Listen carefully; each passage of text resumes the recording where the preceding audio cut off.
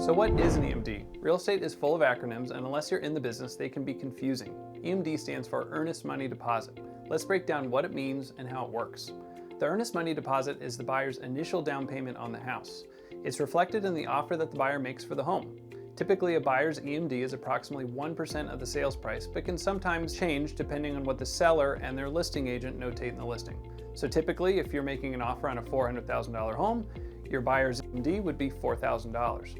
This $4,000 EMD used to be written as a personal check made out to escrow that would be held by the buyer's agent until they have acceptance, which time would then be delivered to escrow. But things have changed now over the last few years. Nowadays, the EMD is just the amount written within the offer, and when the offer and the terms are agreed upon between buyer and seller, the buyer then has to wire their EMD directly to escrow from their bank within 3 days of acceptance, otherwise they're outside of the contract. The Earnest Money Deposit is a good faith deposit on the home that gives the seller and their agent confidence to mark the property pending or under contract after the offer is accepted.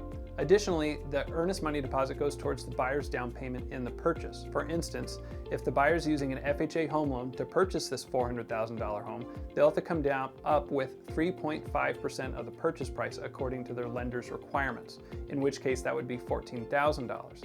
With that in mind, that means that the EMD that has been wired into the escrow of $4,000 means there's a remaining $10,000 left in escrow that would be due towards the close of escrow.